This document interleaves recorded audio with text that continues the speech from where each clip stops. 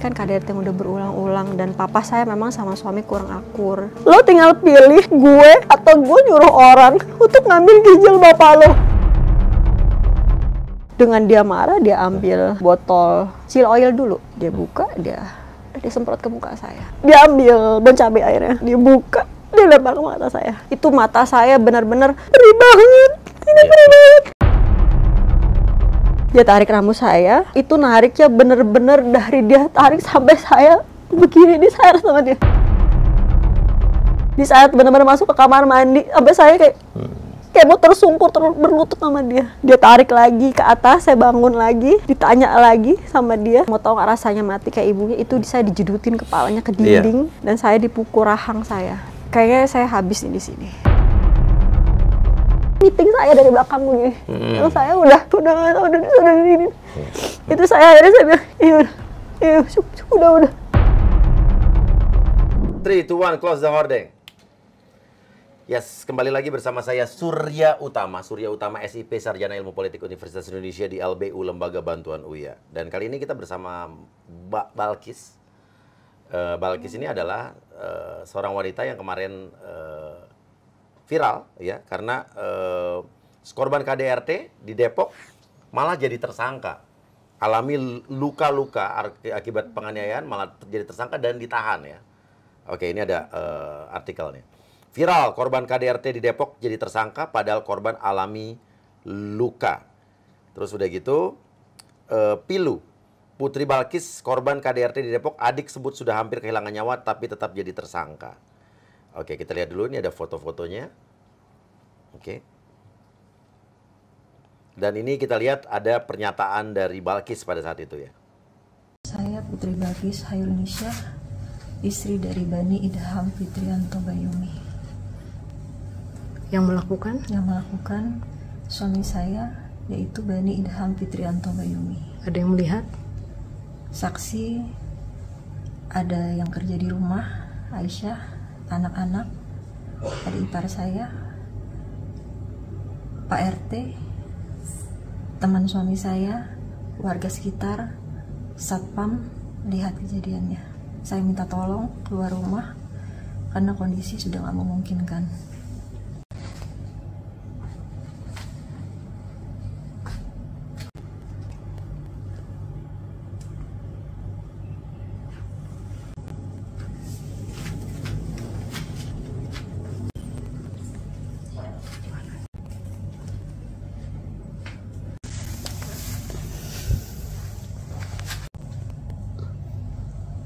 Gimana sih? Ini kejadiannya kapan sebenarnya sih, Mbak?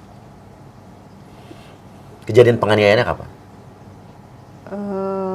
Bulan Februari, tanggal 25 Februari. 25 Februari? 25 Februari. Oke. Terus Mbak langsung laporin? Iya, pada malam itu juga. Langsung lapor? Ke? Polres Depok. Polres Depok? Betul. Berarti visum kan? Visum. Atas rujukan polisi? Oke. Sampai akhirnya dia jadi tersangka tuh berapa lama? Kan sama-sama tersangka nih. Mbak jadi tersangka, dia juga tersangka kan? Betul. Berapa lama proses dari Mbak lapor sampai dia jadi tersangka? Saya kan kejadian 25 ya, 25. Dan saya sampai Polres itu sekitar jam 1 malam. Jadi jatuhnya laporan ada di 26 Februari. Oke. Terus saya dapat laporan balik dari suami itu tanggal 9 Maret. Oke, jadi intinya Mbak laporin suami. Ya. 2 minggu kemudian suami ngelaporin Ya. Mbak. Setelah dia tahu, Mbak laporin dia. Ya, betul. Oke. Sebelum kita ngomongin soal itunya nih. Itu apa sih masalahnya? Soalnya ini kita bilang nih, ada artikel mengatakan viral istri korban KDRT jadi tersangka, suami Balkis, berarti suaminya Mbak nih ya, ungkap uang 150 juta. Katanya itu bisa dibilang awal percekcokannya. Gimana sebenarnya, Mbak? Kalau 150 jutanya itu betul. Karena kan gini, suami itu kan kalau transfer ke saya nggak langsung ini 150 juta, enggak.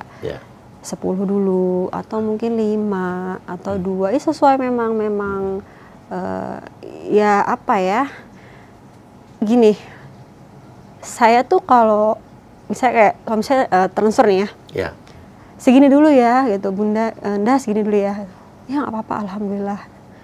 Memang pengeluaran saya memang banyak. Maksudnya bukan saya, keluarga. Saya, suami, anak-anak gitu kan, karena kan rumah di Cinere, terus kami juga ada villa keluarga juga di Bogor, di Cijeruk. Semua ada ART, ada tukang kebun, ada supir 2, ada maintenance rumah, untuk uang bulanan belanja bulanan di rumah, untuk bahan-bahan pasar, itu kan semua saya yang memang yang pegang. Dan pada waktu itu kami lagi merencanakan mau buat kitchen set gitu kan. Jadi memang dan itu kan bukan yang mau pesan, kita pesan barang ada langsung pasang, enggak kan, kita harus cari barang, survei dulu, pokoknya banyak yang memang dijalanin, butuh pengeluaran. Udah gitu lagi bangun juga, bangun rumah, dan ada tukang waktu itu di rumah, ada tukang yang mingguan, ada tukang berapa gitu kan. Terus udah gitu untuk supir pun mingguan, ada uang makannya mingguan juga ada, bulanan juga ada. Terus bayar material gitu, terus kayak keperluan tukang juga saya gitu. Pokoknya memang yang namanya, saya bingung ya kalau dibilang 150 juta itu kemana. Suami saya tahu kok yang namanya, terkadang misalnya kayak tunggu dulu ya, uang belum masuk gitu kan, nggak apa-apa, alhamdulillah. Saya pernah di rekening saya itu pernah ya, cuma ada 200.000 untuk sepengusaha bani ya, pengusaha yang sukses. Oh, suami itu pengusaha? Pengusaha. 200.000. Tapi kami jalanin berdua tuh dengan misalnya gini, udah belum ada uang masuk lagi ayah, udah cukup, alhamdulillah masih ada untuk masak besok. Yang penting di villa bisa masak, di rumah bisa masak. Kalau meminta ke suami, saya rasa itu hal yang wajar ke istri, ke suami. Tapi saya nggak pernah nuntut. Saya kayak ada ya minta ini gitu kan, untuk apa? Nggak pernah menuntut untuk harus ada. Saya aja nggak menginikan untuk harus, untuk kebutuhan bulanan saya sekian, untuk sekian.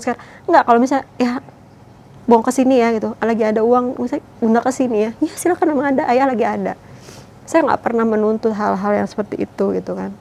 Terus kalau dibilang mengenai pengeluaran 150 juta, nggak hanya, bahkan suami saya ngasih 200 juta pun pernah sebulan.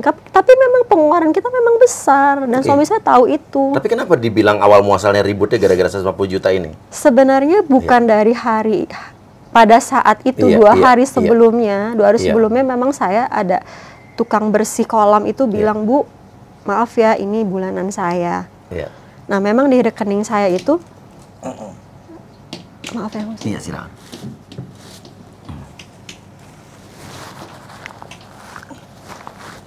Oke.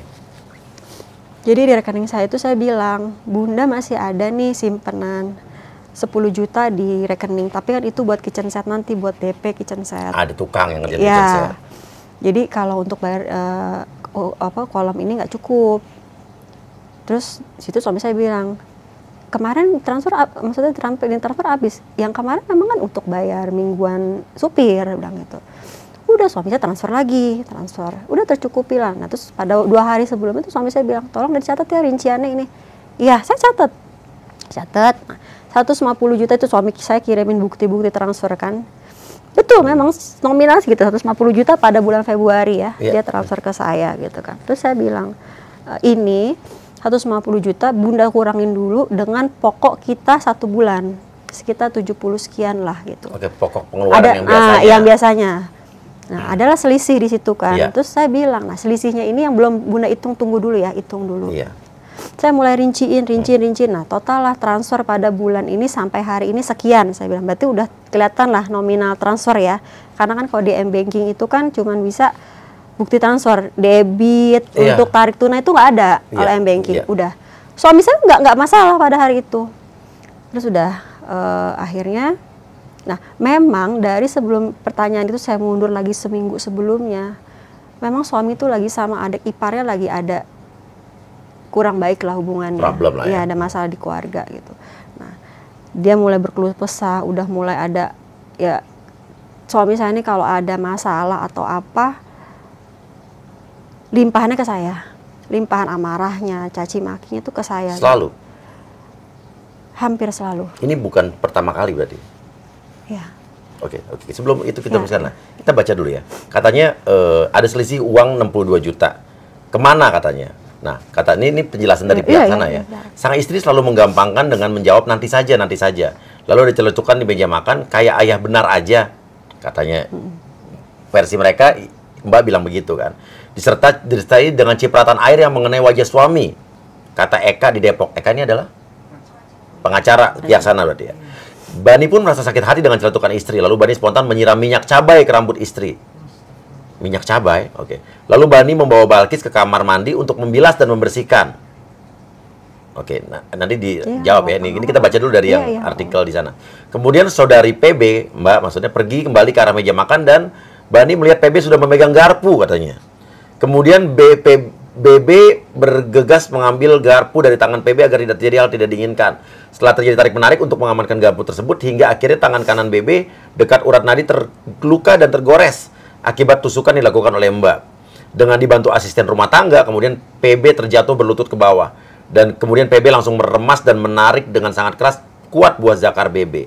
Namun cengkraman itu semakin keras hingga akhirnya BB memukul wajah PB dengan harapan bisa dilepas. Berarti mukul biar bisa dilepas katanya kan. Nah, setelah terlepas kemudian memeluk BB dengan suara sana mereda. Oke, jadi yang saya lihat Mbak yang memegang garpu menusuk, Mbak yang meremas buah zakar, dan dia menonjok Mbak berarti sekali kan agar terlepas. Tapi kita lihat dulu lukanya. Oke, ini kalau dari luka ini kayaknya nggak mungkin cuma sekali ya. Coba. Oke, itu biar pemirsa aja yang menyimpulkan ya. Saya juga nggak mau berasumsi. Coba tanggepin berita ini. Sekarang 150 juta. Saya bulanan itu 70 sekian. Dapat akan angka selisihnya tadi yang dijelaskan 60 sekian. Kan 150 juta itu dikurang dengan biaya pokok bulanan. Nah, selisihnya. Nah, saya bilang selisihnya nanti ya, dicatat dulu. Nah, itu masih 2 hari sebelumnya. Kalau ditanya seperti itu, nah, itu pun tidak saya langsung nanti nggak ngomong nanti, masih saya rinciin. Saya lihat di M-Banking, gunting transferan ini saya rinciin satu-satu transfer tanggal sekian. Jadi kalau nggak salah di transferan sampai hari itu selama bulan Februari itu 100 sekian lah transfer. Nah, saya bilang nih saya kirim hasilnya nih ya, ini ya gitu. Dan suami saya nggak ada tanggapan, maksudnya nggak ada omongan apa-apa, udah itu 2 hari sebelum mengenai itu. Nah, pada hari itu, hari yang pas di KDRT, hari kejadian itu saya juga kadang-kadang kalau sekarang mikir kok bisa ya sampai terjadi hal-hal ini gitu. Buat saya hari itu cukup sempurna Mas Uya. Kenapa? Gini, saya jarang tidur sekamar sama suami saya, karena suami saya itu kan orangnya susah tidur dia kan, nggak bisa yang namanya tidur di kamar. Buat saya itu hari yang sempurna karena kenapa? Kami tidur sekamar berdua, anak-anak di kamar anaknya, karena biasanya kan ada yang si bungkus ini ngikut saya. Kami subuh bangun, suami sholat di masjid, saya sholat di rumah, saya nyiapin dia sarapan. Rasanya sih sempurna ya, karena saya jarang sekamar sama dia. Oh, ini malam ini berbeda ya? Nah, malamnya, sore suami saya mancing. Dia mancing ke Jakarta Utara nggak salah. Dia mancing. Video call pun masih, ayah mancing di sini ya. Saya tuh ngebayangin kayak hari itu tuh kayak kebayang akan begini gitu. Sampai dia pulang sebelum pokoknya maghrib lah. Maghrib dia masih biasa aja gitu kan di rumah. Biasanya karena suami saya makan habis Isya kan. Isya dia sholat di masjid, dia pulang ke rumah, saya dengan yang saya siapin di meja makan, terus karena hari itu saya bikin spaghetti. Tiba-tiba suami saya bilang, ayah maunya spaghetti buatan bunda gitu kan. Saya masih nyiapin spaghetti buat dia. Terus saya masih cerita mengenai ada satu,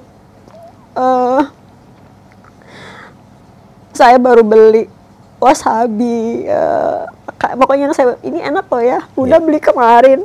Dia masih nanggapin dengan nanti ayah lagi makan spaghetti ya, nanti cobain. Tiba-tiba suami saya ngomong baik-baik juga, Bayu adiknya mundur dari perusahaan. Dia bilang, ya udahlah mau gimana gini. Ya pokoknya dengan cerita, tiba-tiba dia udah mulai kepancing sendiri, kesel. Oke, tadi cuma curhat dia. Iya curhat, tapi dengan cerita dia sendiri, dengan kekeluh kesah dia kepancing kesel sendiri. Akhirnya dia ngomong koleganya, janji jam sekian tapi belum ada kabar. Saya dengan istri seorang istri, saya dengerin aja dia ngomong gitu kan, saya masih dengerin dia enggak saya dengerin dia ngomong. Sampai akhirnya dia ngungkit masalah, coba tolong bulanan rincian bulan kemarin belum lengkap ya katanya. Oke. Coba tolong dilengkapin, tapi nadanya udah mulai nggak enak. Tinggi. Ya. Terus saya bilang, saya ingetin lagi. Nah, kalau mau ngelengkapin, ini hari Sabtu, saya bilang. Kenapa nggak ngomong kemarin 2 hari sebelum? Iya, bisa minta ke bank. Ya. Saya bilang, nggak ada di M-Banking itu, nggak ada bukti kita narik, itu nggak ada. Kalau mau hari Senin, nanti Bunda yang ke bank, kita print. Nggak mau harus malam itu juga. Tapi dia di lain waktu, dia ngungkit masalah lagi adiknya, ngungkit masalah ada kerjaan kolega. Jadi nggak fokus yang mana yang kira-kira pertanyaan yang harus saya jawab. Oke. Dan karena memang dia udah mulai marah juga kan. Di situ dia, kalau dia kesel itu pasti dia jatuhnya akan membawa keluarga saya. Apa? Ya karena kan memang kan ini kan KDRT yang udah berulang-ulang dan papa saya memang sama suami kurang akur. Jadi papa saya dengan hatinya yang selalu tersakiti anaknya di seperti ini. Pastilah. Suami saya juga yang merasa saya adalah suami, hak penuh saya, nggak boleh diganggu istri saya, itu memang udah beberapa tahun ini seperti itu ya. Ngungkit keluarga saya, dia makin marah gitu kan. Adik saya diungkit, maksudnya segala macam dia omong, udah semua gitu. Saya bilang, kok jadi ke arahnya ke sini, saya bilang gitu kan. Arahnya kenapa jadi ke sini? Apa maksudnya dengan begini gitu, ngomong kayak gini. Terus balik lagi ngomong ke saya, iya ini memang saya bodoh. Saya dibilang saya bodoh, kayak adiknya dia bilang bodoh. Saya bilang, saya masih diam Mas Uya, masih dengan ngomong dengan biasa aja gitu kan, nggak ini. Udah habis dari situ, dengan dia marah dia ambil botol chili oil dulu. Chili oil. Chili oil. Dia Tadi minyak cabai. Minyak tadi cabai. Ya. Dia buka, dia semprot ke muka saya.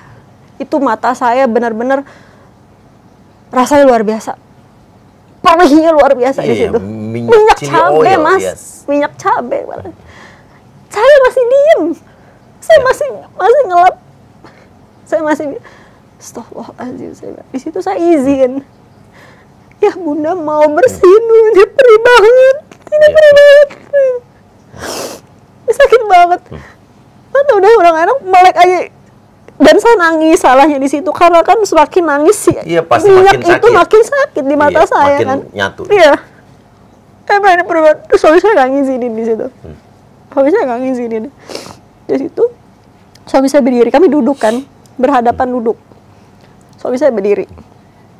Di situ suami saya ngomong, lo tinggal pilih gue atau gue nyuruh orang untuk ngambil ginjal bapak lo. Biasanya gitu. Lo pilih. Saya bilang, apa maksud ini apa? Saya bilang, pertanyaan apa?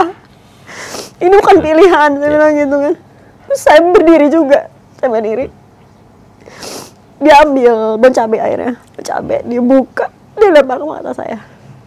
Itu saya kebayang Mas, udah saya nggak bisa berkata-kata itu perih, saya cuma ngelap karena saya tahu nggak dikasih lagi, karena yang pertama saya nggak dikasih, saya cuma ngelap itu mata saya udah ngelap. Di situ saya dipukul pertama, dia pukul saya. Dipukul pertama sekali?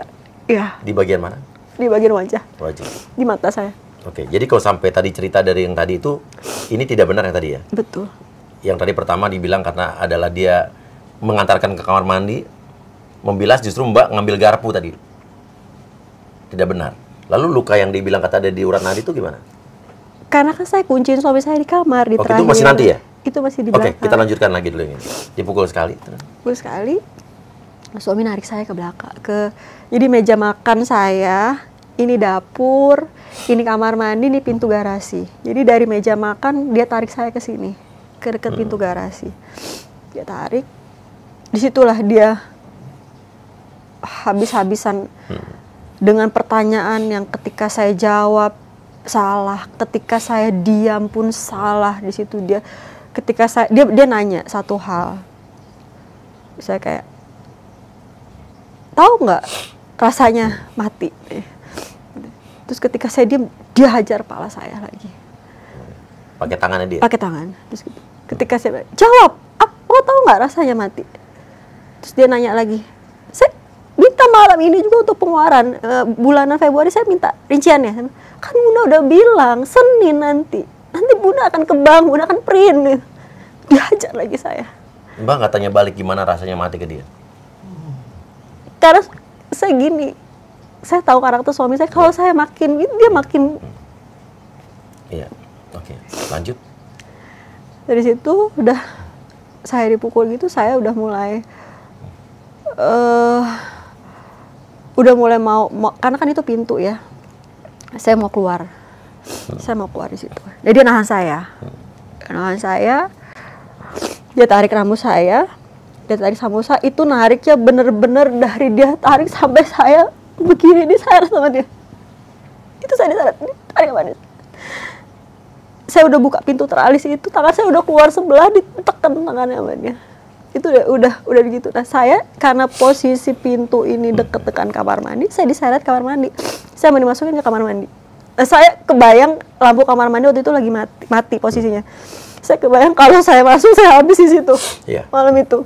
Saya tahan, tangan saya ditahan, saya ditahan supaya nggak masuk ke kamar mandi. Nah, itulah saya diseret sama dia. Diseret benar-benar masuk ke kamar mandi, sampai saya kayak mau tersungkur, berlutut sama dia. Itu saya bertahan di situ. Dia tarik lagi ke atas, saya bangun lagi, ditanya lagi sama dia. Tanya apa? Mau tahu nggak rasanya mati Masih kayak nanya ibunya? begitu? Iya. Mau tahu rasa mati kayak ibunya? Apa hubungannya? Saya nggak ngerti, Mas. Terus itu saya bilang, anak-anak butuh kita. Bahasa saya itu bukan anak-anak butuh saya, bukan. Anak-anak butuh kita ya. Nggak peduli. Saya juga nggak punya ibu kok, katanya gitu. Itu saya udah di situ ya, saya langsung punya pikiran, ini udah nggak bisa dipertahankan rumah tangga di sini. Saya mikir kayak gitu. Dia udah nggak mempedulikan anak saya punya ibu. Dia udah ngancam saya kayak gitu. Di situ saya berpikir. Ngerti saya. Ada terlintas di saya di situ pikir, kayaknya saya habis di sini. Saya habis di sini. Saya bilang gitu. Yang ada di pikiran saya cuma anak-anak. Karena di situ juga posisinya yang saya ditanya mau tahu nggak rasanya mati kayak ibunya, itu saya dijedutin kepalanya ke dinding. Dan saya dipukul rahang saya. Iya. Itu di posisinya di tempat itu. Habis dari situ, kalau lagi dia masih dengar pertanyaan saya. Kalau dibilang pertanyaannya apa, kadang-kadang saya nggak tahu arahnya kemana ya. Kadang-kadang dia nanya mau tahu nggak rasanya mati, pengeluaran gimana, catat gimana. Kenapa dulu kalau diajak selalu ke Palembang nggak pernah selalu siap untuk berangkat, dibilang. Pokoknya pertanyaan semua dicampur pertanyaan dengan dia. Ketika saya nggak bisa jawab, selalu saya itu pasti ditarik lagi saya ke bawah situ. Pasti. Nah, pas udah saya ditarik ke bawah, ART saya keluar. Oke, anak-anak di mana? Iya, di kamar. Dengar pasti. Dengar. Pasti dengar. Iya. Anak ada berapa? 3. Kalau saya nggak kebayang ya. Yang saya pikirkan justru bukan hanya mbaknya aja, tapi mental anak-anak yang mendengar ini, melihat ini. Iya, mungkin dia tidak melihat, dia tidak keluar, tapi mendengar. Betul. Karena istri saya adalah orang yang mengalami hal yang mungkin serupa dengan mbak. Iya. Waktu kecilnya. Dan itu jadi trauma. PR saya selama bertahun-tahun pernikahan sampai akhirnya sekarang saya berhasil lah ibaratnya membuat dia sekarang berubah. Karena orang tua harus memikirkan bagaimana jangan sampai keributan mereka, apalagi kekerasan dalam rumah tangga itu berakibat atau berefek pada psikologis atau mental anak. Betul. Anak diam di dalam kamar, tapi nggak mungkin nggak dengar. Kan? Memang saya nggak melihat langsung ya, karena kan kamarnya kan nggak kelihatan dari pintu situ. Tapi waktu terakhir ART saya bawa anak-anak keluar itu dari kamar. Gitu. Dan anak-anak itu sudah terbiasa dengan kalau lihat keributan begitu ya mereka ke kamar gitu. Jadi nggak yang melihat ada apa gitu, mereka udah tahu, mereka ketakutan di kamar. ART keluar. ART keluar. Posisi saya terlentang, udah di dipukulin itu kan, polisi terlentang. Suami saya langsung balik badan ke ART. Kamu jangan ikut campur. Ini urusan saya, tapi dengan nada yang marah ya. Kamu nggak usah campur. Kamu harus tahu diri. Kamu di sini kerja. Kamu ini. ART saya disuruh masuk ke kamar, tapi suami saya ngarahnya ngikut ke ART saya. Nah, saya bangun, saya ngikutin di belakang. Sambil saya bilang, udah ya, Aisyah jangan diikut campurin. Aisyah nggak usah. Udah berapa lama ART kerja di situ? Hampir 6 tahun. 6 tahun.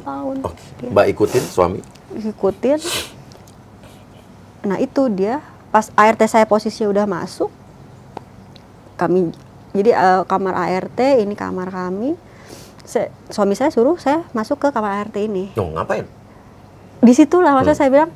Nah lagi-lagi tuh saya berpikir gini, itu kamar ART, di situ ada ruang setrikaan.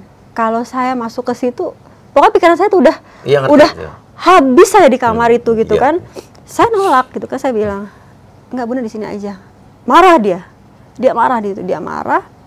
Dari situ dia marah. Nah, di situ dia narik rambut saya. Lagi-lagi dia narik rambut saya dan selalu nariknya tuh sampai benar-benar dari rambut dia tuh sampai bawah. Gitu. Nah, di situ saya bilang sama dia, ngomong, ya udah ya. Ini Bunda udah sakit malah, udah sakit Bunda udah sakit banget, udah cukup lah gitu. Itu muka saya rasanya udah kebas langsung ya. Ditambah saya nangis kan, kebayang masih bon cabe sama minyak di mata belum saya belum bersihin loh. Belum di situ. Saya bilang, udah cukup, lepas. Bunda nolak lepas. Saya mau gimana cara dia ngenyengkram saya untuk lepas, saya tarik bilang gitu. Nah, posisinya memang dia megang, saya megang. Iya. Apa? Saya pegang celananya. Jadi tangan kanan dia begini. Iya. Karena posisi kan berhadapan. Iya. Tangan kanan dia begini, saya gini kan. Iya. Nah, saya cari pertolongan gimana gitu biar ini lepas. Iya. Nah, saya pegang gini tuh saya. Nah, dia teriak, "Lepas," gitu kan. Terus saya bilang, "Tapi lepas dulu, ini Bunda sakit. Lepas dulu." Lepas, dia makin kencang, makin teriak. Tapi emang bentuk perlawanan seseorang tuh emang kalau ke laki-laki emang buah zakat tuh paling posisi saya kan begini gitu kan, tangannya gini. Iya. Itu saya bilang, saya lepas duluan. Iya. Mbak lepas duluan. Oke. Udah, saya bangun. Iya. Saya bangun. Nah, itu suami saya masih suruh saya masuk ke kamar ART. Iya. Saya masih nggak mau. Iya. Saya bilang, nggak mau. Udah dari situ, akhirnya suami saya nyekek saya. Nyekek saya, jadi posisinya tuh dia kamar ART sini ya. Saya di sini nih, di sini. Iya. ART udah di dalam. Terus dia nyekek saya, akhirnya saya balik badan, ngadep ke kamar saya. Itu dia meeting saya dari belakang gini. Terus saya udah ini. Itu akhirnya saya bilang, iya, cukup, udah. Akhirnya saya masuk ke kamar ART, saya bangun, saya masuk ke kamar ART.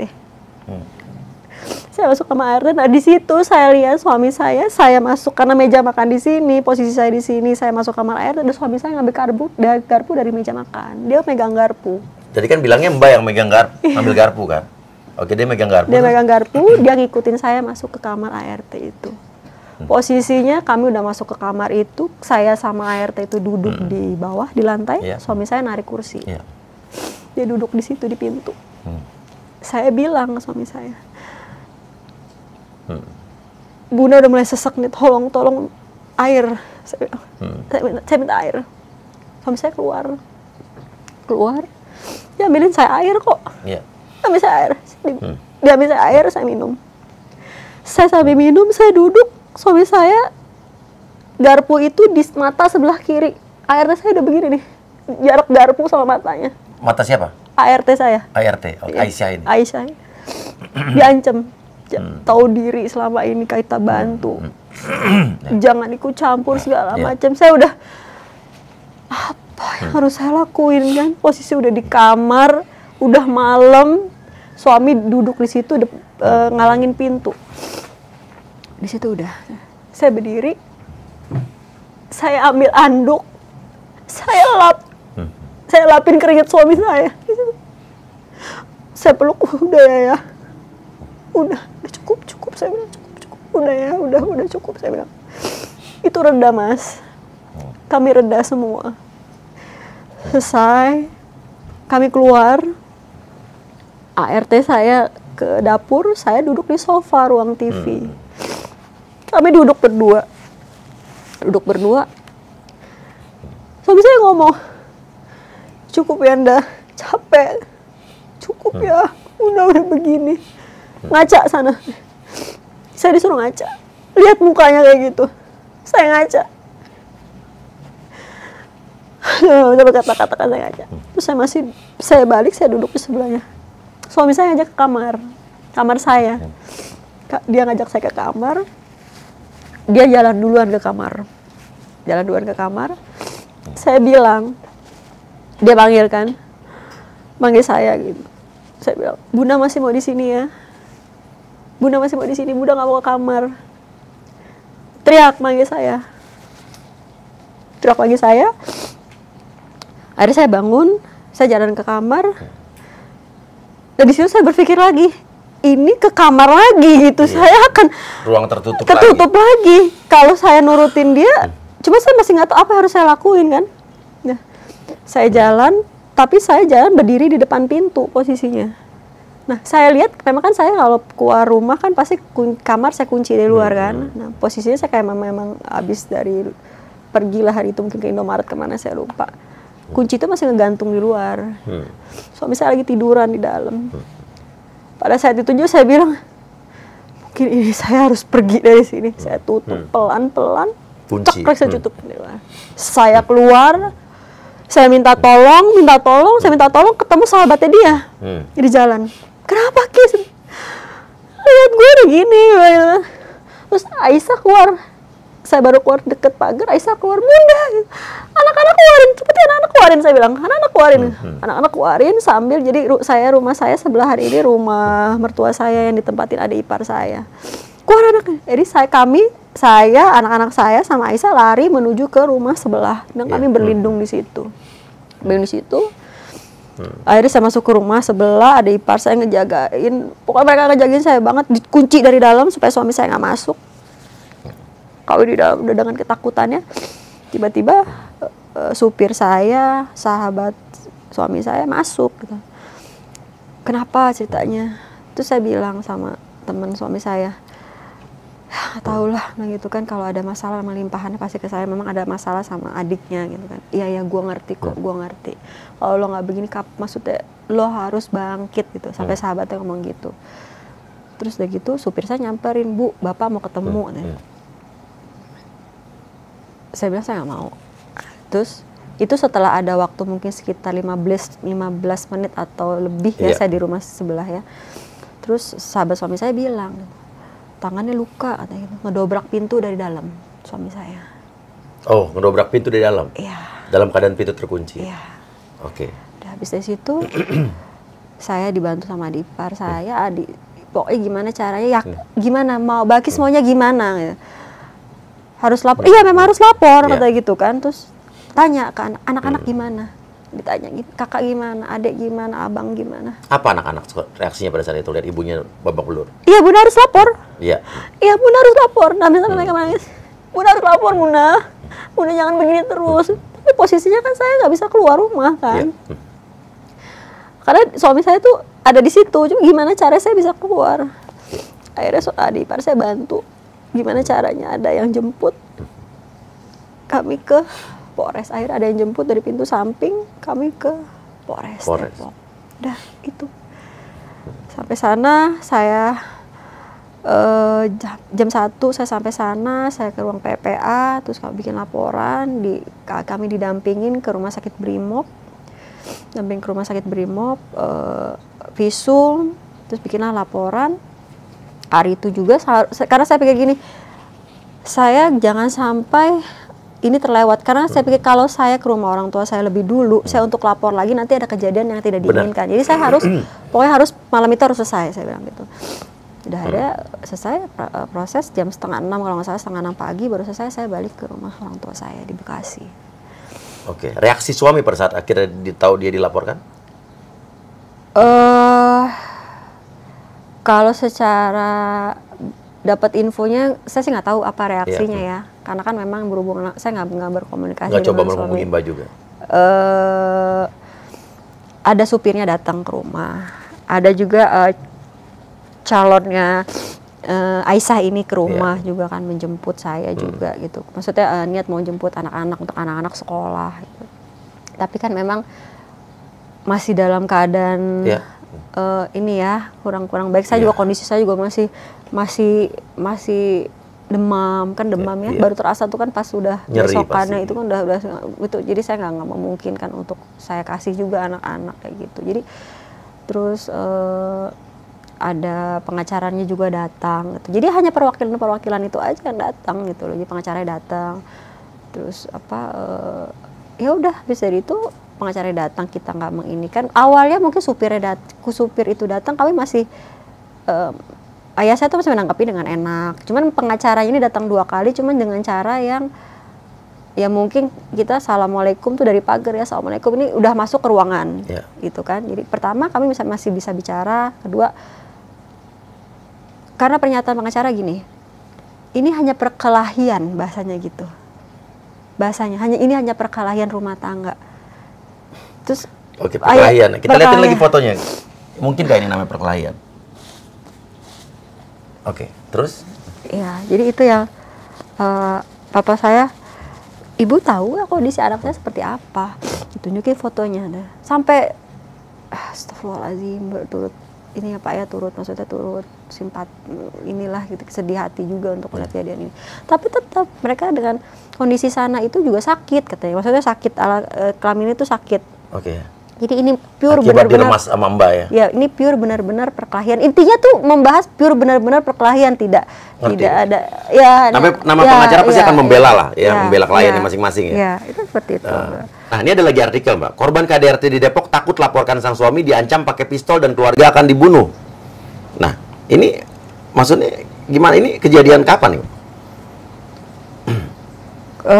Kalau untuk yang pistol tuh kan, jadi memang kan suami tuh punya henti ya. Iya. Jadi ada memang masalah di sebelumnya. Ada izinnya pasti ya? Saya nggak tahu ya. Saya kurang tahu. Oke, terus? Jadi memang ada masalah gitu kan. Terus waktu itu pada saat itu memang bertepatan banget di keluarga saya tuh benar-benar kayak papa saya pernah ngeliat gitu, adik saya dan mama saya juga pernah ngeliat, walaupun di 2 waktu yang berbeda. Ngeliat apa? Kalau papa saya benar-benar ngeliat langsung. Jadi ada masalah. Kami di keluarga, bahkan ada di situ ada orang tua saya, orang tua dari pihak suami, ya memang dia mengancam dengan memegang pistol.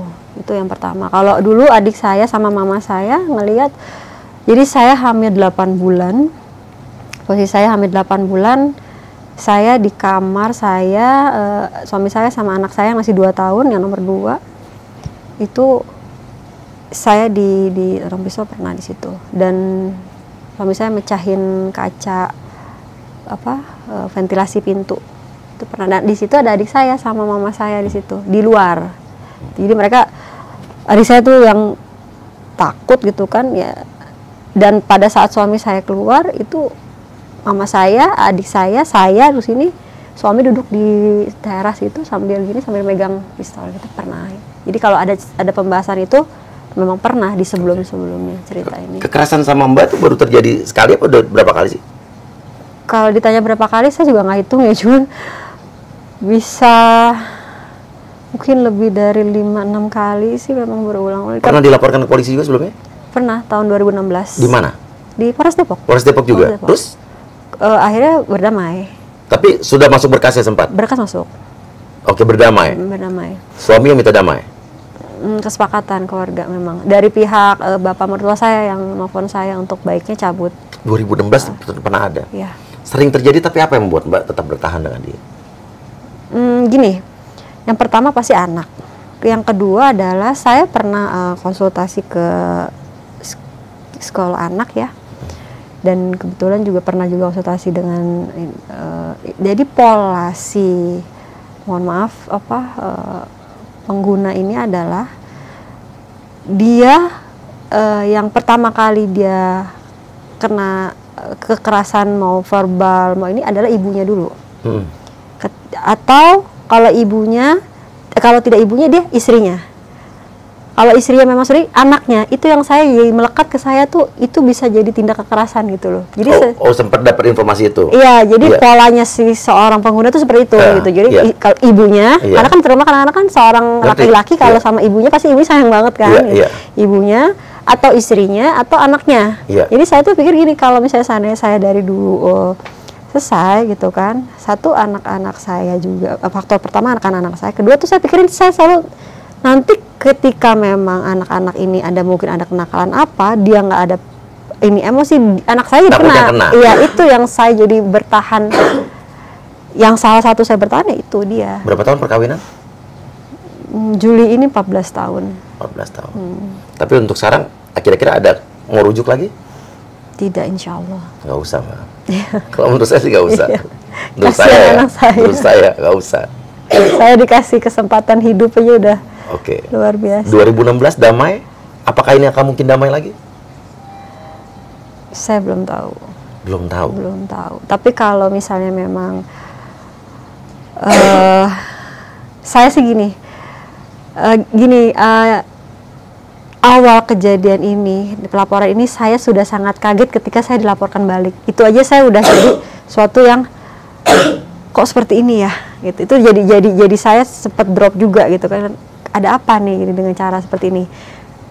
Dan ditambah lagi saya kemarin ada penahanan di sana, bikin saya jadi ini arahnya kemana? Yang tadinya kami berpikir anak-anak ini kalau toh seandainya memang dua-duanya ibunya, mama ayahnya, mereka sama siapa gitu kan? Secara ini ya, dia akan lebih.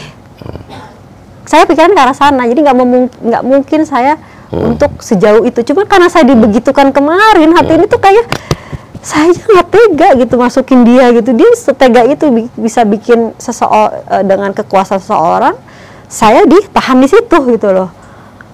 Yang bikin saya, wah kayaknya udah selesai, udah insya Allah udah. Mbak waktu diperiksa polisi nggak diperiksa narkoba? Saya? Mbak? Enggak. Nggak minta juga mungkin suami untuk diperiksa, sama-sama lah diperiksa narkoba mungkin? Saya pernah nanya sih ya, cuman waktu itu jawabannya adalah nanti itu berbeda laporan lagi. Tapi ibu harus ini gitu. Ya mungkin sama-sama aja tantangin polisi. Pengennya gitu ya. Iya, sama-sama lah periksa narkoba gitu. Nah, sekarang gini Mbak. Sebelum kita akan bahas, tapi kenyataannya justru Mbak malah jadi tersangka. Ya, dia juga tersangka, tapi Mbak ditahan. Betul. Ya, Mbak Balkis ditahan jadi tersangka. Yang laki-laki dia malah tidak ditahan. Betul. Oke, nanti kita akan bahas itu. Tapi ini ada lagi nih dari Tribun ya, drama KDRT di Depok, kelakuan Putri Balkis satu persatu terkuak katanya. Kurung suami usai lukai alat vital. Hingga kini drama KDRT belum juga menemukan titik terang. Yang terbaru pihak Bani membongkar kelakuan Putri katanya. Mama muda itu disebut pernah melakukan penganiayaan kepada Bani Idam. Bahkan dia juga pernah sempat mengurung Bani di kamar katanya. Mungkin itu yang dimaksud tadi kali ya. Iya. Terus padahal Bani Idam dalam kondisi terluka setelah bagian sensitif diremas oleh Putri Balkis. Oke. Bahkan Putri tidak memberikan akses pada kliennya untuk bertemu anak-anak mereka selama 3 bulan lebih sampai hari ini. Gimana komentarnya, Mbak? Kalau yang tadi mengenai di kamar udah tahu ya. Iya. Maksudnya saya udah menyampaikan seperti apa kronologisnya. Kalau anak-anak kan gini, saya itu pas hari pertama udah di rumah orang tua saya, besokannya saya langsung nelfon ke sekolah. Karena saya tuh nggak mau sampai seandainya memang berdampak pasti, tapi jangan sampai terlalu jauh ke anak-anak. Tetap saya mau ngomongin pihak sekolah. Saya bilang, saya cerita apa adanya, kondisinya seperti ini, saya mohon kebijaksanaan dari pihak sekolah, karena saya keluar dari rumah nggak bawa apa-apa gitu kan. Seragam tidak ada, buku tidak ada, peralatan sekolah tidak ada. Jadi kami dikasih kebijakan untuk online. Dan pihak sekolah juga melihat saya, tugas-tugas anak saya selalu dikerjakan, maksudnya tepat waktunya gitu kan. Nah terus mengenai tidak boleh ketemu anak, ini pertama supirnya yang datang, terus calonnya Aisyah yang datang, pengacara yang datang. Anak saya nih habis kejadian ini ada ulang tahun Mas Uya. Saya dalam 1 bulan itu, jadi kejadian Februari, Maret itu ada yang tanggal 5 sama yang tanggal 31 ulang tahunnya. Seandainya memang nggak bisa ketemu anak atau mungkin saya nggak tahu, mungkin ada rasa apa yang khawatir ribut atau apa, bisa ngirim kado ke anaknya, atau bisa mungkin itikat datang walaupun memang dalam keadaan kami keluarga yang masih emosi, mungkin lihat dari pagar aja ayah udah seneng ya. Maksudnya di bayangan saya tuh mungkin seorang ayah akan terpikir seperti itu gitu ya. Tidak ada kan seperti itu. Dan Ramadan itu hanya 1 kali ngirim makanan untuk anak saya. Hanya itu. Jadi terputus itu kan komunikasi handphone. Jadi memang nggak ada datang untuk antar makanan sekali aja. Udah, jadi memutuskan Sekarang kalau misalnya seandainya Iya. memang toh datang gitu kan, mungkin saya lagi di rumah adik saya, lagi ada di apartemen adik saya juga lagi, ini kan nggak harus saya nanti datang nggak ada itu. Maksudnya ada perjuangan seorang ayah yang kira-kira apa nih pengen lihat anaknya atau gimana, itu tuh saya nggak ada gitu loh. Oke. Itikat itunya tidak ada yang saya lihat. Jadi Tapi kalau kayak tadi tuh dibilang Mbak mengurung Bani di dalam kamar, mungkin yang itu tadi kali ya yang Mbak tadi ujian. kejadian tadi yang saya udah bilang di terakhir tadi ya. Itu, Yang ketika iya. memang udah kondisi selesai, saya duduk di sofa. Iya. Ya, karena saya trauma dengan kamar itu Iya. aja. Oke. Tapi ini kan ada lagi. Polisi bilang, ya, berarti Polres Depok ya. Kelamin suami Putri Balkis alami hernia karena benda tumpul. Nah, Polres Depok mengungkap kondisi kelamin pelaku KDRT Bani Bayumi yang sempat disebut rusak karena diremas istrinya, Mbak Putri Balkis. Inilah yang menjadi alasan polisi tidak menahan Bani. Nah, berbeda dengan Putri yang berstatus tersangka sekaligus korban mendekam di sel. Lebih lanjut, Yogen menuturkan, Yogen ini siapa ya? Wah, kasat. Oh, polisinya ya. Yogen menuturkan pihaknya merujuk ke hasil pemeriksaan dokter sehingga tak menahan Bani. Dokter menyebut bahwa hernia yang muncul akibat serangan benda tumpul. Jadi kalau ada keterangan dia punya hernia sebelumnya, itu kita nyatakan bahwa itu tidak valid. Dari dokter sendiri yang punya rekam medisnya bahwa Mbak Bani tidak punya hernia. Termasuk dokter yang mengeluarkan visum Rumah Sakit Mitra. Menyatakan bahwa memang tidak. Itu adalah hernia yang memang timbul karena serangan benda tumpul, kata Yogen. Oke, jadi ini alasannya Mbak ditahan, dia tidak ditahan karena dia hernia. Karena alasan benda tumpul itu maksudnya karena diremas Mbak bagaimana? Enggak tahu ya, itu versi itu. Coba kita tanya mungkin sama ini kali ya. Dokter. Apakah hernia bisa secepat itu muncul karena benda tumpul? Coba kita telepon ya. Setahu saya hernia itu karena mengangkat benda berat, atau enggak batuk yang berlebihan, atau pekerjaan yang berat seperti. Halo, assalamualaikum Dokter Boyke. Waalaikumsalam warahmatullahi wabarakatuh. Uya Dokter Boyke. Handphone gue ada hasilnya. Iya. Dok, mau nanya dok, hernia itu penyebabnya apa sih dok? Mungkin nggak hernia itu karena diremas sama orang, atau mungkin kena benda tumpul tuh mungkin nggak hernia?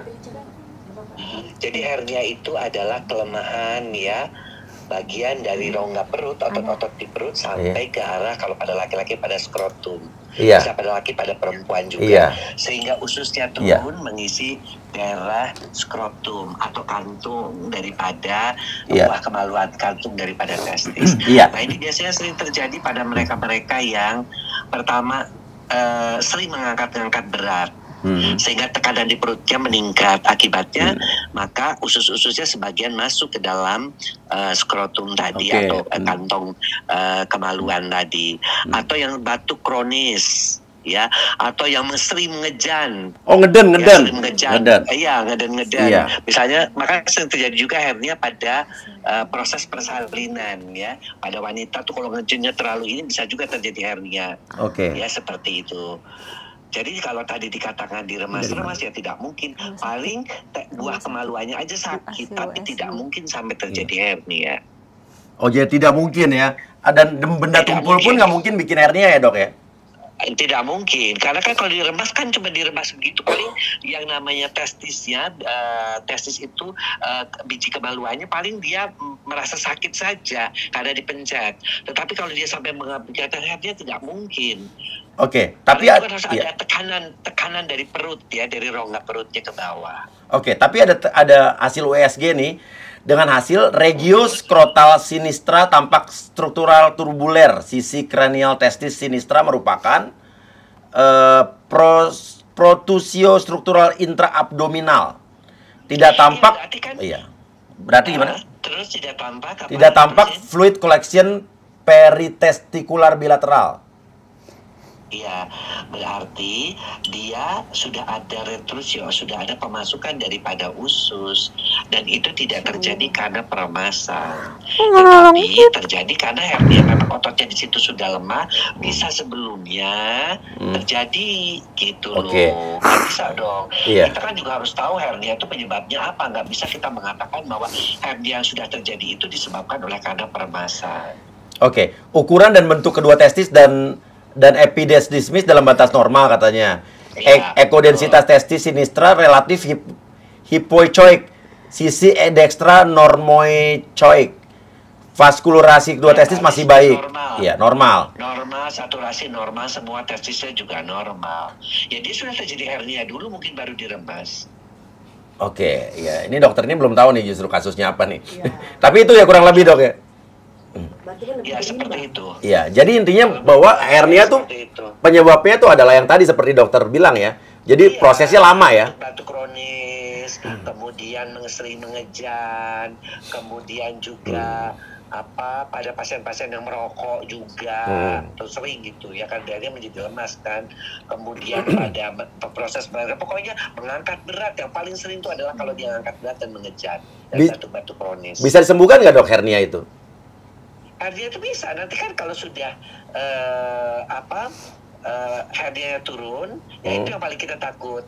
Kalau dia turun kemudian terjepit, nah itu yang disebut hernia inguinalis incarcerata. Artinya sudah mengalami penjepitan yang mengakibatkan rusaknya usus.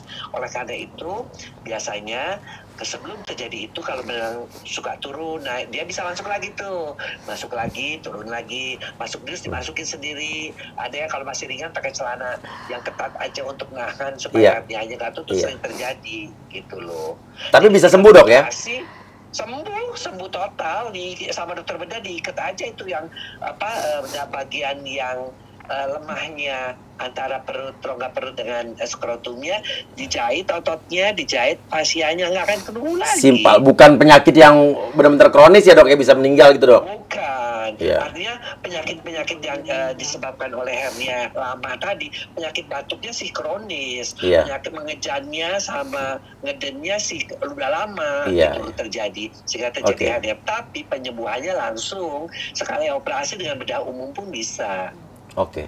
Siap dokter Boyke, terima kasih banget informasi ini informatif juga. Dok, nanti kita ketemu aku main ke ini ya, ke klinik di Tebet ya, Dok. Klinik Pak Sutri. Pak Sutri siap. Dulu sebelum tuh biasanya suka main ke sana. Betul. Dulu kan sering Bu Teni ya. Betul. Dulu sebelum nikah Uya sama Astrid kan periksa tes di sana karena orang mau nikah tuh harus tes dulu. Apakah dia macam-macam itu karena cakep tuh sekarang si Cinta Nino. Akibat kita ngecek dulu kan. Apa kita punya talkshow atau segala macam gitu kan? Oke, betul dok. Terima kasih dok. Kapan kita podcast ya dok? Iya, sama-sama. Yuk. Siap. Mari dok. Assalamualaikum. Iya, siap dok. Dadah. Iya. Jadi cukup jelas sih sebetulnya. Karena kemarin aja kita punya kasus ya, seseorang yang ditangkap paksa, ditahan karena sudah P21, padahal dia hari itu harus operasi jantung, tetap ditahan tuh. Jadi ini operasi jantung, itu kita protes gitu kan ya. Itu protes mau operasi jantung. Ini perkara penyakit hernia jadi alasan untuk tidak ditahan. Sedangkan Mbak ditahan. Ditahan dan suami posisinya lagi di Lombok waktu itu. Suami di Lombok ngapain tuh? Enggak tahu. Kerja? Enggak ada. Bukan berobat tapi kan? Enggak, bukan. Oke, jadi ini saya sih nggak tahu ya. Saya nggak mau berasumsi, tapi saya melihat ada suatu perlakuan yang tidak sama gitu ya. Dengan Mbak ini, Mbak jadi tersangka, dia juga tersangka kan? Jadi setelah Mbak ngelaporin dia ngelaporin Mbak juga, sama-sama tersangka nih. Tapi Mbak ditahan, dalam kondisi gimana kemarin waktu ditahan? Iya, kondisi, memang asam lambung saya kambuh pasti kan, karena kan shock ya. Asam lambung itu kan naik kalau dia pasti. Tekanan dia akan naik, psikis, gitu. Itu saya bilang memang saya anak-anak saya di rumah gimana, saya bilang. Jadi memang alasannya adalah anak-anak pasti pertama. Saya penangguhan ya, saya bilang alasannya anak-anak, terus udah gitu asam lambung yang tinggi gitu, saya bilang. Terus saya minta dengan sangat mohon gitu kan, saya minta tolong ditangguhkan. Gitu. Oke, jadi intinya adalah kalau emang dua-duanya sama-sama tersangka, harusnya dua-duanya ditahan. Kalau misal tidak perlu ditahan, ya kan intinya begitu kan. Dan pertanyaannya ini jadi satu pertanyaan lagi nih, kenapa ada perbedaan perlakuan? Dan kedua adalah pertanyaan saya nih yang harus dijawab juga. Hernia karena benda tumpul, itu saya masih belum masuk logika saya. Jadi mungkin tadi makanya pentingnya kita langsung tanya yang ahlinya. Dan tadi udah dijelaskan, hernia itu prosesnya sangat lama. Tidak mungkin karena diremas. Diremas paling ujung-ujungnya testisnya sakit. Atau orang tendang main bola. Udah itu doang. Dan apa sih kekuatan Mbak gitu ya? Dan itu kan juga pembelaan diri. Iya, enggak, intinya itulah. Jadi itu mungkin ada pertanyaan yang harus dijawab. Dan pada saat itu Mbak ditahan. Iya. Berapa hari? 3 hari 2 malam. 3 hari 2 malam. Sempat nanya sama yang berwenang, yang polisi, kenapa saya ditahan? Jadi gini, waktu saya bikin penangguhan itu, saya dapat keterangan, tunggu sampai besok pagi aja, gitu kan, bahasanya gitu. Udah mulai ini itu saya kan, tapi papa saya bilang mungkin yang ngambil keputusan ini apa mungkin capek atau ada ya inilah kita masih pikir positif aja gitu kan. Tunggulah sampai besok pagi. Ya udah saya tunggu sampai besok pagi. Besok pagi terus ya masih terus berharap kan, gimana Pak ini, maksudnya saya penangguhan lagi rapat yang bersangkutan. Ya kami nunggu gitu. Sampai siang masih nunggu juga. Terus kami nanya, Pak gimana Pak kalau dari ini, karena kan malam sebelum yang malam saya disuruh tunggu sampai pagi itu ada penandatangan kan penanda tangan 1 kali 24 jam. Yeah. Walaupun memang ada yang bilang itu formalitas aja kok Bu gitu. Tanda tangan aja Bu. Ya udah balik lagi ke yang besoknya. Siang itu saya dapat info lagi gitu. Bu, itu siang udah menuju sore, udah jam 2-an tuh. Bu, kalau menurut Bapak itu bersangkutan, Ibu masih di sini, masih ditahan di sini. Kenapa ya? Karena menurut Bapak itu, Ibu waktu pertama kali difasilitaskan RG, Restoratif Justice, Ibu tidak hadir, bahasanya gitu kan. Terus saya bilang, kenapa maksudnya sampai sebegitu kenapa? Karena Bapak Kasat udah memfasilitaskan gitu kan, memfasilitaskan terus Ibu tidak hadir. Seharusnya Ibu hadir walaupun Ibu tidak berkenan. Gitu. Nah itu saya tidak tahu. Kalau memang tidak menyetujui harus hadir itu saya nggak tahu harus seperti itu prosedurnya. Saya nggak tahu. Jadi memang miskomunikasi nih Mas, maksudnya kan. Saya bilang gitu. Nah, kalau seandainya memang Ibu memang ini ya silakan aja hubungin pengacara pihak sana untuk RG. Intinya itu gitu. Kami berpikirlah gitu dalam jadi seolah-olah nih kayak kami disuruh RG pada saat itu juga dan suruh memohon-mohon ke pihak sana. Biar dua-duanya sama-sama dicabut kali ya. Gitu kan. Saya ngerti, saya paham. Bahasa gitu. Nah, tapi ada bergening lah. Iya. Tapi di sini saya dapat kabar dari adik saya bahwa pihak pengacara sana menjemput anak-anak ke rumah. Yang kebetulan anak-anak memang lagi tidak ada. Karena kan ibu saya lagi nemenin saya. Iya. Jadi anak-anak ada di rumah adik saya. Terus udah gitu pengacaranya jemput gitu. Loh, kok bisa koordinasinya cepat banget, saya bilang gitu kan. Iya, polisi bisa tahu. Iya, bisa tahu, bisa secepat itu. Saya di sini dalam keadaan ditahan. Terus di sana kok ada penjemputan. Nah, saya udah mulai curiga nih ada apa nih gitu kan. Nah, benar. Tetap pada sampai udah menuju ke sore, waktu udah mulai asar, semakin tekanan tuh semakin udah Bu, RG aja gitu. Saran dari polisi? Saran dari polisi, RG aja gitu kan. Kami masih ya mungkin kalau seandainya RG caranya nggak begini juga, jadi seolah-olah RG tapi kalau nggak mau RG ya, saya di situ masuk gitu kan. Udah gelagatnya udah nggak enak gitu. Saya masih mengajukan, saya masih pengen boleh nggak saya ketemu bapak yang bersangkutan langsung. Saya masih berpikir mungkin terketuk hatinya ngelihat saya seorang ibu gitu kan. Saya mau nunjukin nih loh Pak, anak saya udah WhatsApp, mami di mana, mami jadi pulang nggak gitu kan. Saya mau nunjukin. Terus gurunya juga ada yang WhatsApp, ibu hari ini tugas ini dikumpulin jam sekian ini, karena memang saya setiap hari kan saya seperti itu rutinitas saya mau nunjukin nih Pak, anak saya gini, siapa kalau ibu ketemu katanya mau ngomong apa katanya gitu kan, bahasanya gitu tuh.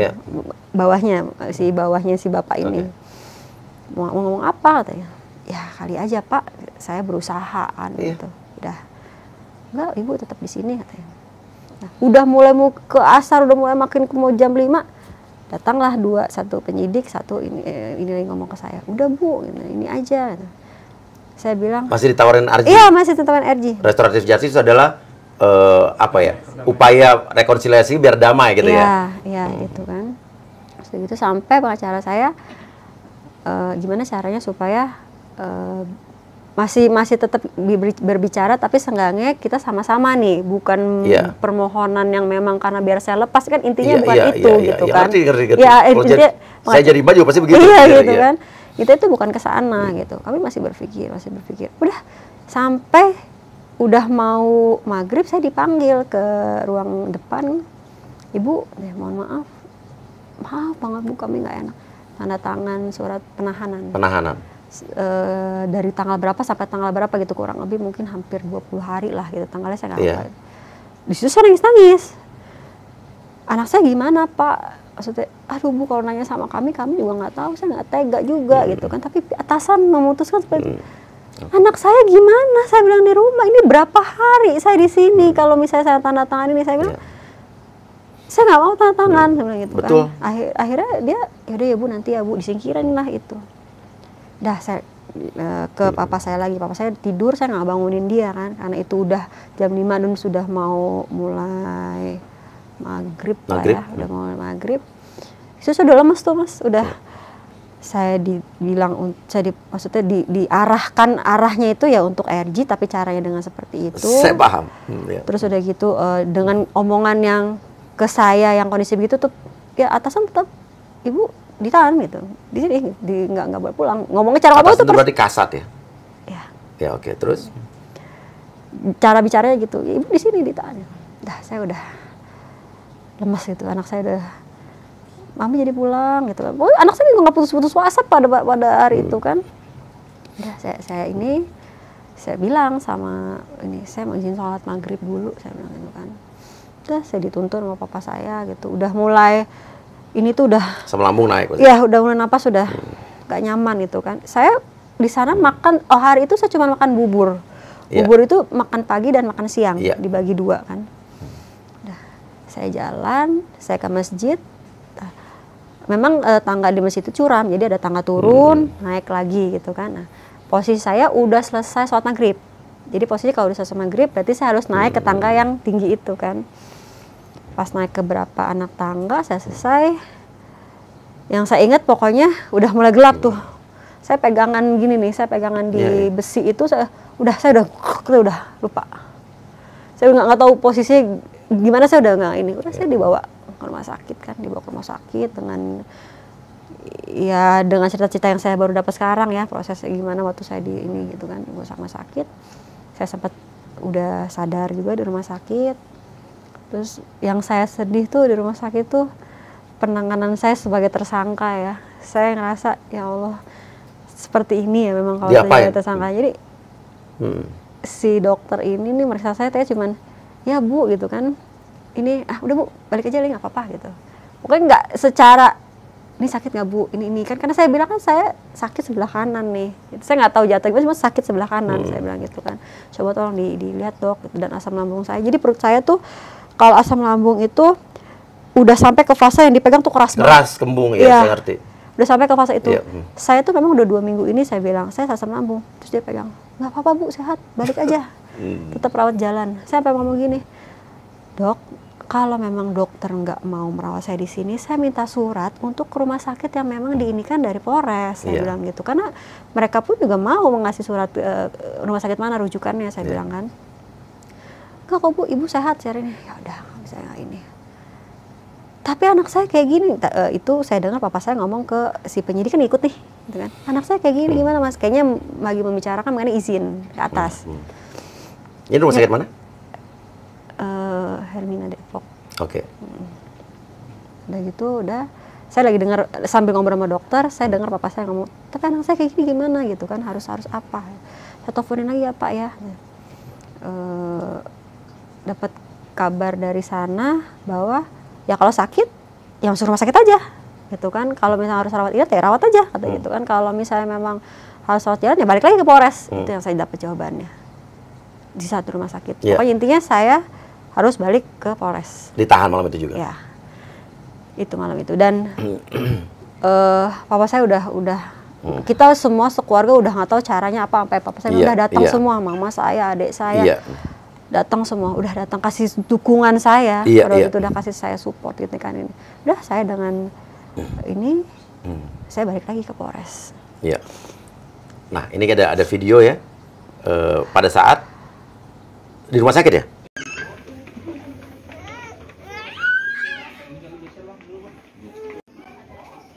Anak saya tahanan Polres Depok unit PPA terjolimi.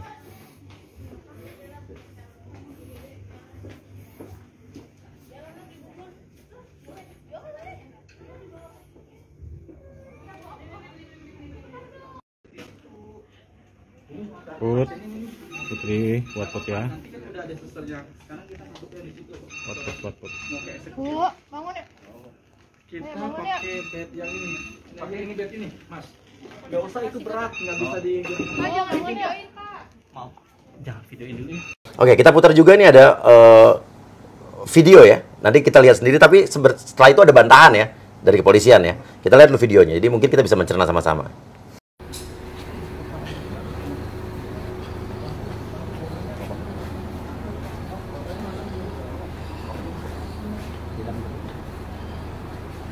Adian situ Adian. Depanin aja. Adian, makin Pak. Nah, ada lagi nih Sahara Hanum bilang kakak kamu nih berarti ya? Betul. Apa adik kamu nih?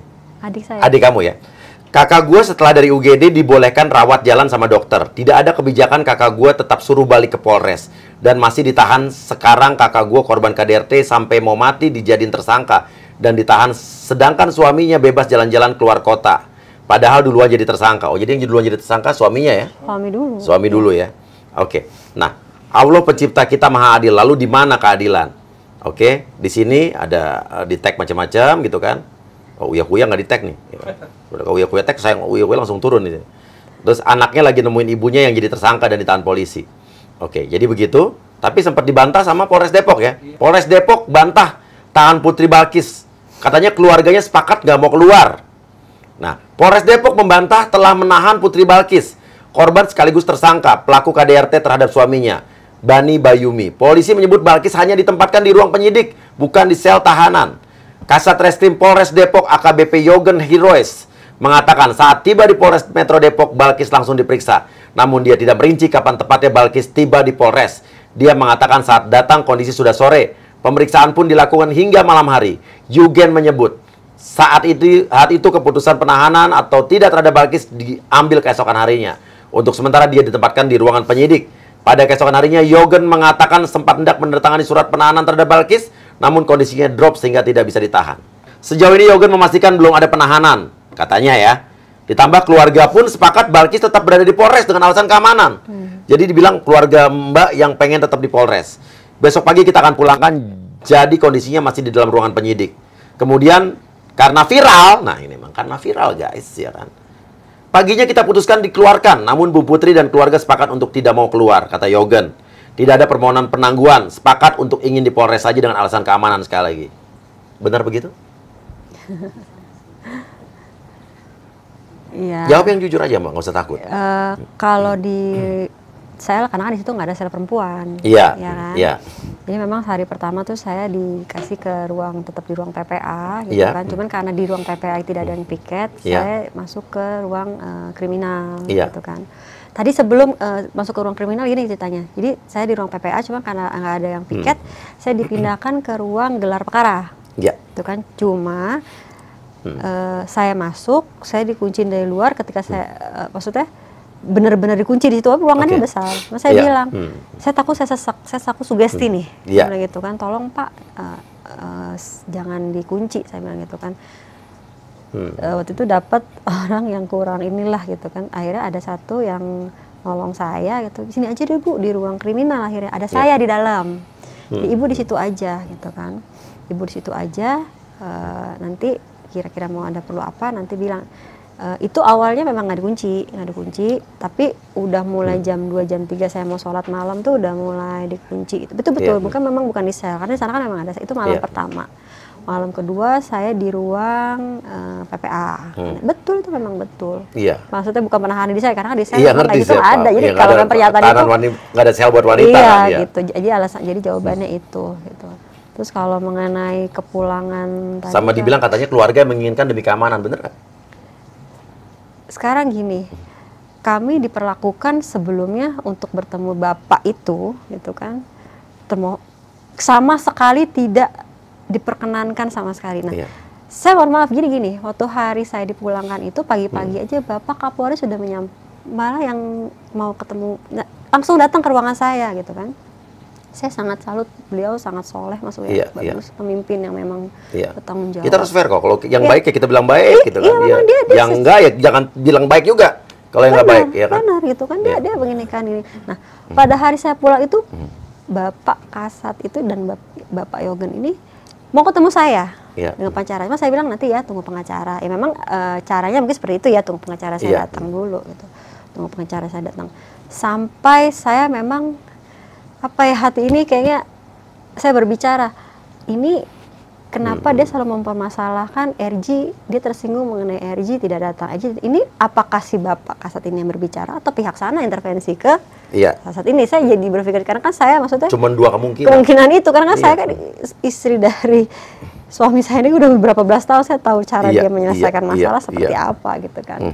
Saya bilang, udah. Di hari itu tetap kami mau bertanya apa jawaban Iya, dari iya. Kasat ini. Jadi Iya. selama kami di ruang Kapolres Iya. itu, kami hanya menanyakan poinnya ke Bapak Kasat itu. Kenapa Bapak, kalau misalnya alasan Bapak mengeluarkan saya karena kemanusiaan gitu. Kenapa Bapak kemanusiaan hati nurani Bapak kemana kemarin gitu. Jadi pertanyaan kan, Paham. apakah Ini harus kan viral dulu? viral.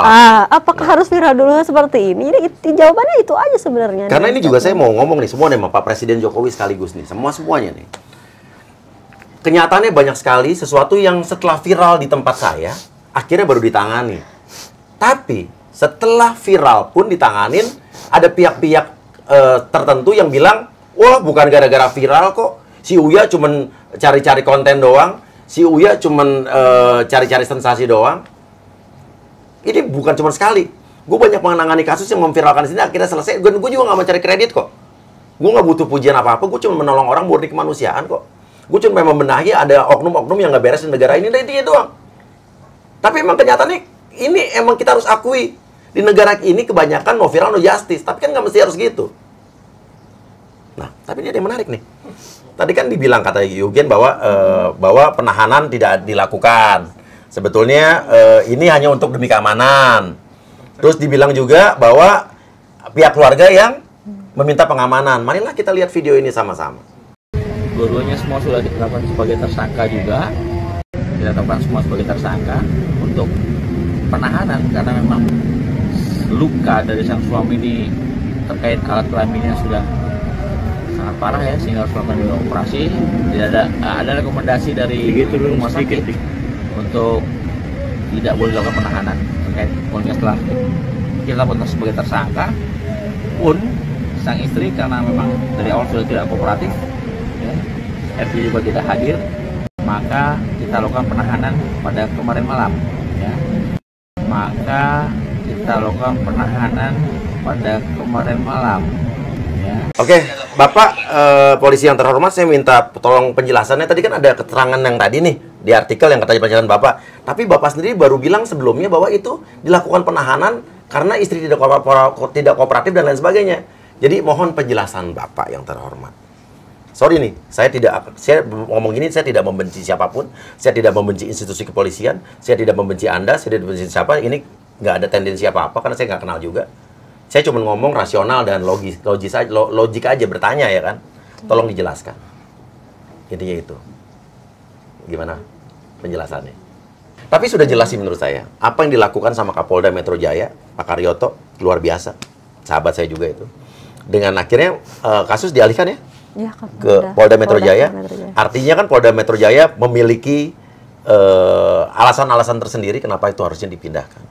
Dan saya yakin juga kepolisian kita di bawah Pak Listio Sigit ini hebat, presisi, profesional, dan sudah ada buktinya bahwa kita bicara umum ya, bukan bicara kasus ini ya.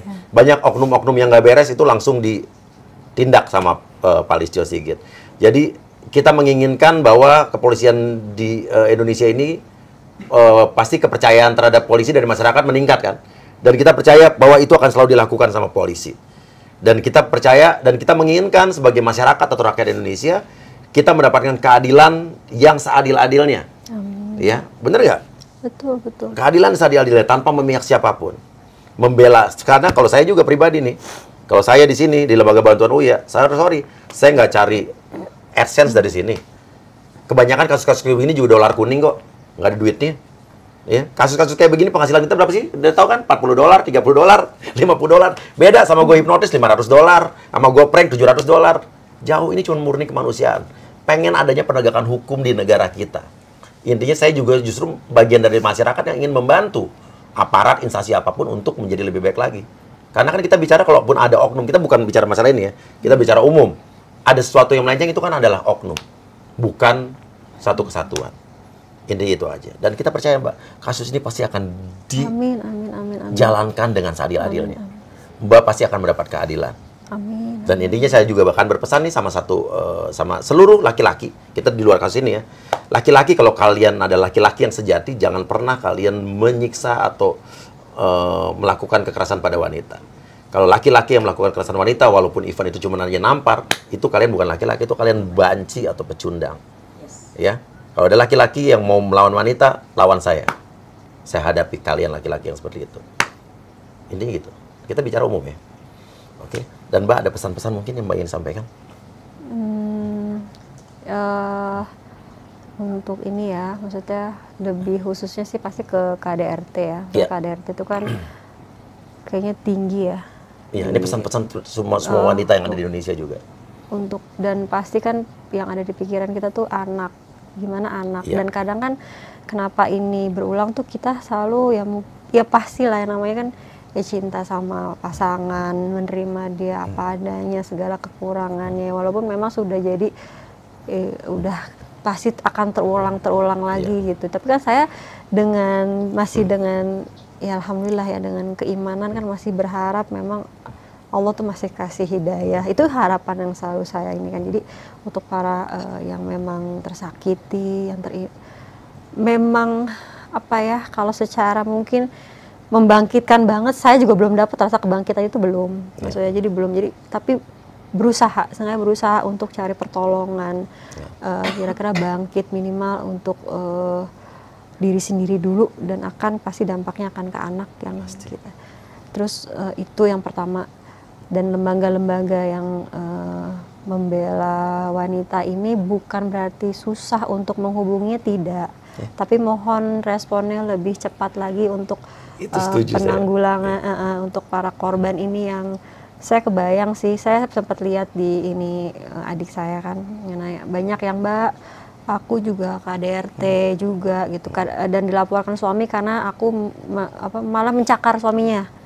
Gitu, itu dilaporkan dan akhirnya lemah gitu kan kasusnya. Terus kayak aku juga, jadi banyak banget cerita-cerita yang masuk tuh bahwa memang banyak yang seperti ini gitu. Jadi mungkin dari itu lembaga-lembaga yang membela ini yang memang harus kuat, harus kuat dan dapat dukungan di belakangnya memang harus kuat. Komnas perlindungan perempuan, Komnas perlindungan wanita, apapun lembaga apapun, itu hanya jangan cuma sekedar lembaga atau hanya memberikan rekomendasi udah selesai. Itu benar-benar harus ada konklusinya, harus ada outputnya apa. Karena kalau enggak nanti akhirnya jadi buang-buang uang negara. Ya benar-benar harus membela. Komisi Perlindungan Anak yang melindungi anak, benar-benar melindungi anak, benar-benar dikawal sampai habis, sampai akhir. Begitu pula wanita, begitu pula semua. Kalau enggak, Komnas ini nggak usah ada. Kalau percuma, karena ngabisin anggaran negara. Itu sih yang saya sampaikan. Itu pertama. Kedua yang mau sampaikan,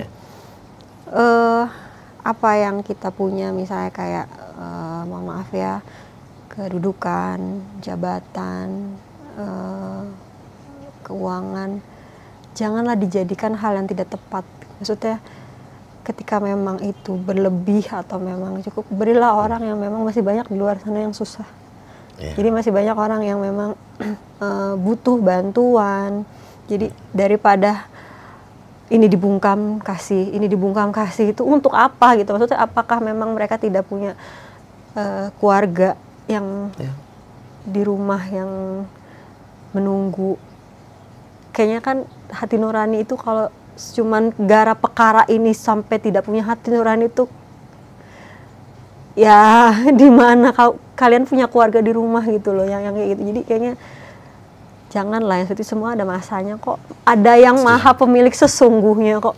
Setuju. Gitu. Negara ini mafia-mafia itu akan kita berantas kok. Yang nggak benar akan kita berantas. Dan seperti slogan kita juga, Lembaga Bantuan Uya, membela yang benar bukan membela yang bayar. Dan itu saja. Dan kita juga katakan kepada seluruh masyarakat Indonesia, wanita atau apapun, harus berani jika kita benar, harus berani bersuara. Jangan pernah takut, jangan pernah kita takut untuk diancam, dibungkam, atau mungkin kita dihalang-halangi untuk bercerita soal kebenaran. Kalau kita semua masyarakatnya berani, ya, berani bersama-sama menceritakan kebenaran atau ada yang ketidakadilan, pasti semua mafia atau ketidakadilan di negara kita pasti akan hilang. Yang penting kita harus berani bersuara. Oke, terima kasih Mbak. Sama-sama. Atas ceritanya, mudah-mudahan jadi pelajaran buat semua. Dan para wanita-wanita, ingat lagi satu hal nih buat wanita-wanita, remaja-remaja putri, ya, sebetulnya kenalilah, ya, kita bicara secara umum ya, bukan kasus ini aja ya.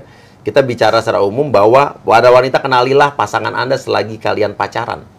Kalau misalnya dari pacaran aja udah ada kekerasan dalam bentuk verbal aja, mengumpat, misalnya bilang anjing, babi, gitu kan. Itu biasanya adalah gejala-gejala dari adanya kekerasan fisik saat nanti berumah tangga. Itu biasanya dari kekerasan verbal itu akan beralih ke kekerasan fisik. Tinggalkan orang-orang yang seperti itu. Ya, oke. Terima kasih banyak. Dan para wanita yang menangani KDRT, jangan takut bersuara dan tegakkan keadilan di muka bumi ini. Termasuk aparat kita harus menjadi aparat yang benar-benar membela rakyat yang benar, bukan yang bayar. Terima kasih banyak, Mbak Balkis. Assalamualaikum warahmatullahi wabarakatuh. Tak lagi seperti kemarin, kau tak tertahan.